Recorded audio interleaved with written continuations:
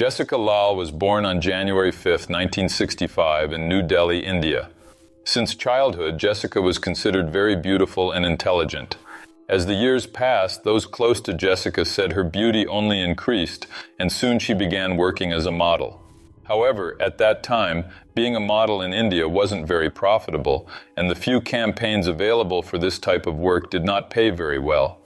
Basically, a model was expected to participate in small films or occasionally in 1 or 2 campaigns per year for a specific brand. As the years went by, and when Jessica was just over 30, she could no longer find modeling jobs and began doing small odd jobs to pay the bills. In 1999, Tamarind Court Restaurant, located in Marauli, was recruiting beautiful women to serve its high-end clients as bartenders. Some sources claim it was actually the Kutub Colonnade restaurant.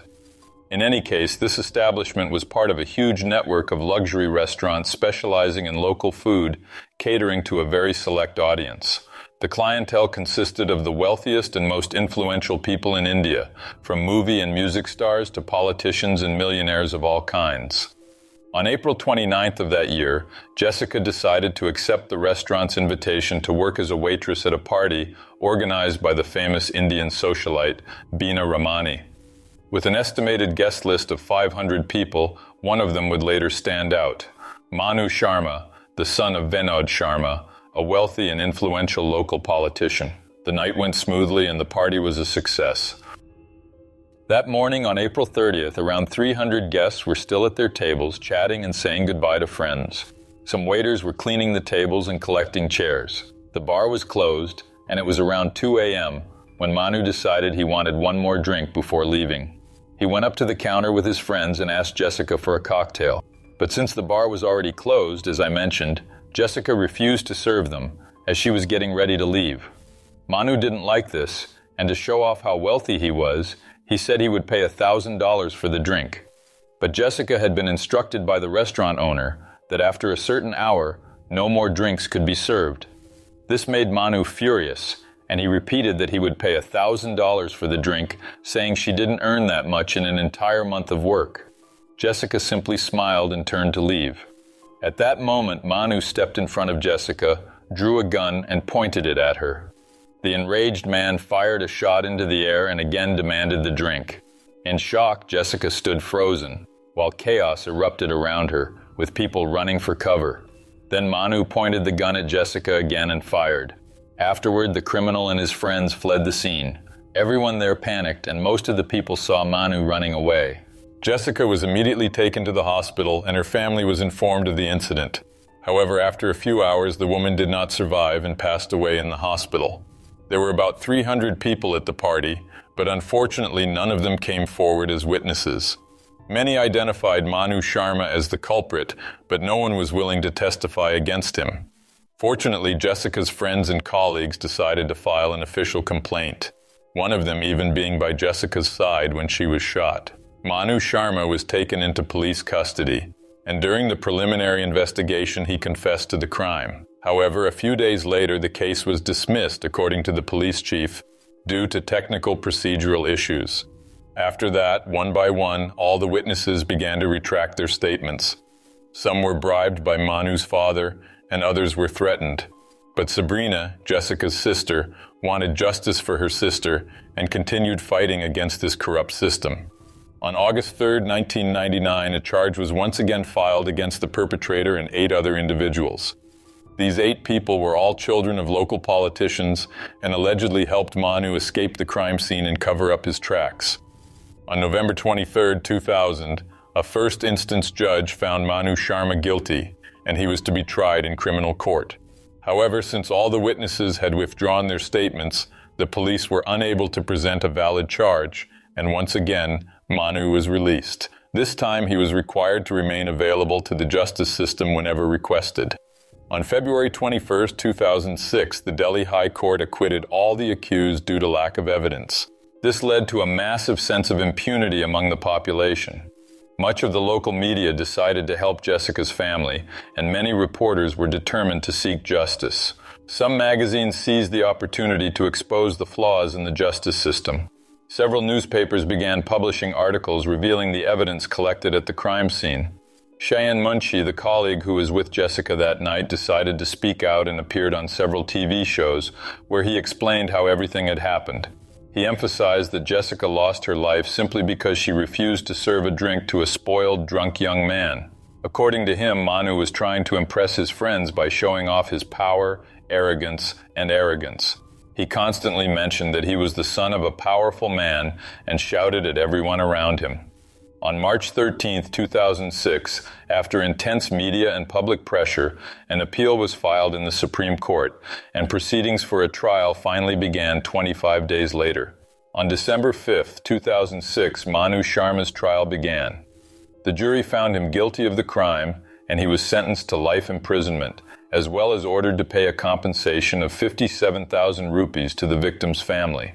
However, this case was not limited to just the accused and the victim, but to all the individuals involved. Sabrina, Jessica's sister, did not lose hope that the other 8 people who were with Manu, did nothing to stop him, and even helped him escape, would be punished by the justice system. Fortunately, all of them were eventually arrested and received sentences ranging from 15 to 25 years in prison for aiding in the escape, tampering with evidence, using an unregistered firearm, making threats, and failing to assist the victim. Manu Sharma appealed his sentence twice, hiring the most expensive lawyers in all of India, but the High Court and the Supreme Court upheld his conviction and life sentence. However, during his time in prison, he received various benefits. First, in April 2010, Manu was allowed to stay at home for 30 days to visit his sick mother, and after this period, another 30 days were granted. He was also given the right to undergo several health treatments, and in total he spent about 120 days outside of prison. During this time, Manu decided to get involved in many charitable works. He founded several associations, foundations, and an NGO for the rehabilitation of prisoners. With the help and influence of his father, and by following this path, Manu appeared to be on the road to redemption and possible release through parole.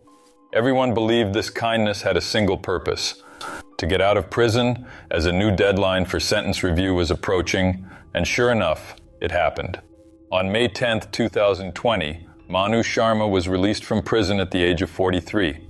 He had spent only 17 years in prison, but the judge responsible for reviewing his sentence believed he was rehabilitated and ready to live in society again. The most absurd part of all this is that Manu was not first granted parole, as is typically the case with other prisoners. He was granted full freedom. Upon leaving prison, Manu changed his name to Siddharth Vashistha and seems to have become some sort of guru, preaching peace and humanity among people. In an interview, he said that he is now a changed person and asked for forgiveness from Sabrina Lal, Jessica's sister. Although many people believe that Manu only manipulated others to gain his freedom, some believe he truly became a new human being, especially because all the charitable works and NGOs he helped while imprisoned continued their activities. On the contrary, Manu and his father expanded these organizations throughout India, and he began to be treated as a philanthropist and benefactor of the needy, a role he continues to hold to this day. Even Sabrina Lal, the victim's sister, seems to have believed in the man's change. In an interview with the NDTV network, she said, "For a long time, he has been doing good charity work and helping prisoners in various penitentiaries, which I feel is a reflection of his transformation, and maybe one day I might forgive him." Despite Jessica's family seeming to be satisfied with the minimal sentence Manu served, a large part of the population was not. There were numerous protest campaigns, as well as rallies, marches, and candlelight vigils.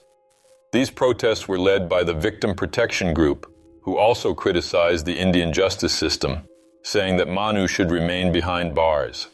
The police commissioner of New Delhi even announced an investigation to identify failures in the judicial process. Among other things, he would examine whether there was a conspiracy for Manu's release and potential tampering with evidence. But unfortunately, nothing has changed to this day.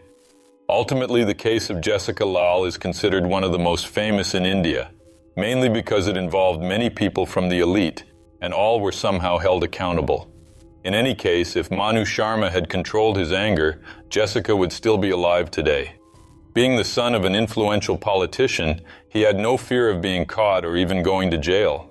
Everyone knows that if the media had not interfered in this case, Jessica would not have received justice to this day. It's a fact that the media gave the case a new direction, leading to Manu Sharma's life sentence, and in a way, despite everything, at least he received some form of punishment.